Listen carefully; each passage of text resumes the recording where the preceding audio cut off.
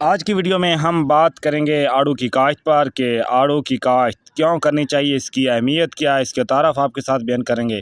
اس کے ساتھ ساتھ آپ کے ساتھ زمین کا انتخاب اور تیاری کیسے کرتے ہیں، کون سی اقسام آڑو جو ہے وہ کاشت کرنے چاہیے، پودوں کی منتقلی کیسے کی جائے، اس کو آپاشی کی کتنی ضرورت ہوتی ہے، یا آڑو کی غذائی ضروریات کون کون سی ہیں، اور پھل کو برداشت کس طرح کرنا ہے، اور اس پر بیماریاں کون کون سی آتی ہیں، اور اس پر جو شاخ تراشی ہے وہ کس طرح کرنی ہے، پھل کی چھدرائی کس طرح کرنی ہے، اور آڑو کا جو باغ ہے وہ لگانے کے لیے اخراجات کتنے آتے ہیں، اور سب سے آخر پر کہ اس سے ہم کتنا منافع کما سکتے ہیں فی ایکڑ سے۔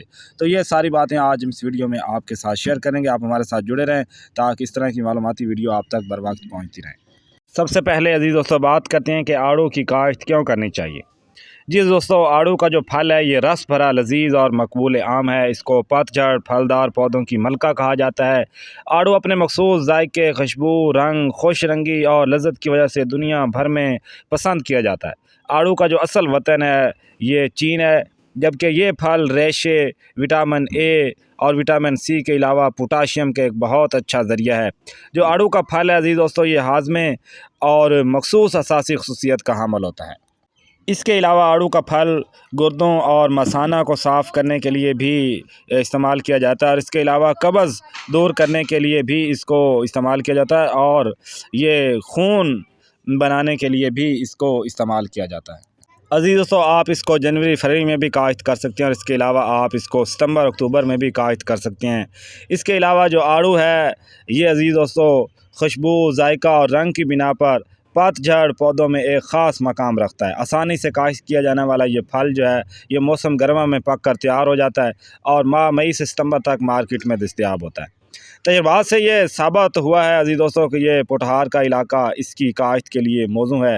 ضلع جہلم، راولپنڈی، چکوال، خوشاب اور اٹک منسیرہ کے ان حصوں میں جس جگہ پانی دستیاب ہے آڑو کی فصل انتہائی کامیابی سے کاشت کی جا سکتی ہے۔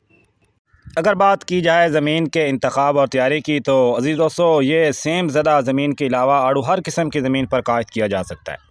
اچھی نکاسی والی میرا زمین اس کی کاشت کے لیے انتہائی موزوں ہے، جبکہ پتھریلی زمینوں میں بھی آپ جو ہے گوبر، مٹی اور پھل وغیرہ برابر ڈال کر آپ گڑھے بنا کر آپ ان میں بھی لگا سکتے ہیں۔ اس کے ساتھ ساتھ آڑو کے جو پودے ہیں یہ مربع یا مستطیل کی شکل میں لگائے جاتے ہیں۔ پودوں کا جو درمیانی فاصلہ ہے وہ 10 فٹ اور قطاروں کا فاصلہ 15 تا 20 فٹ رکھنا چاہیے۔ تو اس کے علاوہ جدید سائنسی تحقیقات اور زیادہ پیداواری جو ہے وہ مقاصد کے لیے آپ فی ایکڑ پودوں کی تعداد بڑھانے پر بھی آپ زور دے سکتے ہیں۔ تو اس طرح آپ قطاروں کا درمیانی فاصلہ 20 فٹ بھی رکھا جائے تو آپ جس سے دوسری فصلیں بھی ساتھ کاشت کر سکتے ہیں اور ان سے بھی منافع لے سکتے ہیں۔ اور جو اس کی مشہور اقسام ہیں ان میں ارلی گرینڈ ہے، فلوریڈا کنگ ہے، اور پلین F4 اور فلوریڈا گولڈ بھی ہیں، اور A669 بھی اس میں اہم ہے، اور نیکٹرین بھی، اور انڈیا بلڈ جو ہے وہ بھی آپ کاشت کر سکتے ہیں عزیز دوستو۔ اس کے ساتھ عزیز دوستو جو پودوں کی منتقلی ہے اس میں آپ پودے لگانے کے لیے جو کھودے گئے گڑھے ہیں ان میں گوڈی کر کے آپ ان میں پوٹاش ڈالیں، اور سنگل سپر فاسفیٹ جو کھاد ہے فاسفورس ملائیں، تو اس طرح جو پودے ہیں وہ زیادہ گروتھ کریں گے۔ اور اگر بات کی جائے آپاشی کی تو آڑو کے پودے کو صرف پھل کی بڑھوتری کے دوران زیادہ پانی کی ضرورت ہوتی ہے، اور اس کا انحصار موسم اور زمین کی ساخت پر بھی ہوتا ہے۔ بھاری زمین میں کم اور جبکہ ہلکی میرا زمین میں، پہاڑی علاقوں میں زمین میں جو ہے وہ ہلکا پانی بار بار لگانا پڑتا ہے۔ پودے کی عمر اور جسامت کا لحاظ رکھتے ہوئے اور آپاشی جو ہے وہ آپ کرتے رہیں۔ اور اس کی غذائی ضروریات کے لیے عزیز دوستو آپ نے جو پوٹاش ہے اور امونیم سلفیٹ اور فاسفورس، یہ 3 کھادیں اس کے لیے ضروری ہیں جو کہ آپ اس کو وقتاً فوقتاً جو ہے وہ دیتے رہیں۔ اور پھل کی برداشت کی اگر بات کی جائے تو عزیز دوستو آڑو کا جو پھل ہے جب پکنے کے قریب ہو تو آپ نے اس کا پھل جو ہے وہ توڑ لینا ہے، اور آپ برداشت کر کے سٹور بھی کر سکتے ہیں، اور وہاں پر بھی آپ پکنے کے لیے رکھ سکتے ہیں۔ تو آپ نے یہ خیال رکھنا ہے کہ پھل جو ہے وہ زخمی نہ ہونے پائے، اور اس طرح آپ پھر پیٹیوں میں پیک کر کے آپ اسے منڈی میں فروخت کر سکتے ہیں۔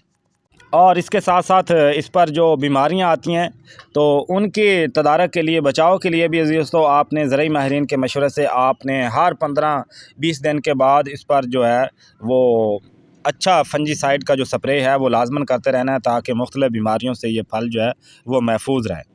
اور اب بات کرتے ہیں عزیز دوستوں سب سے آخر پر اس سے آپ کتنا منافع کما سکتے ہیں۔ تو عزیز دوستوں اگر یہ مارکیٹ میں 100 روپے فی کلو کے حساب سے بھی بک رہا ہو تو ایک پودے سے تقریباً اگر 40 کلو بھی جو ہے وہ پھل اترے تو اس سے آپ 4000 ایک پودے کا لگائیں تو اس طرح 200 پودا اگر 1 ایکڑ میں ہو تو آپ عزیز دوستوں لگا سکتے ہیں۔ یہ لاکھوں میں جو ہے وہ اس کی آمدن بنتی ہے اور تقریباً 10 لاکھ کے قریب آمدن ضرور انشاءاللہ آ جاتی ہے۔ تو یہ تھی آج کی معلوماتی ویڈیو جو ہم نے اپنے دوستوں کے ساتھ شیئر کی۔ آپ بھی اپنے کھیتوں میں یہ پودے لگا کر لاکھوں روپے کما سکتے ہیں۔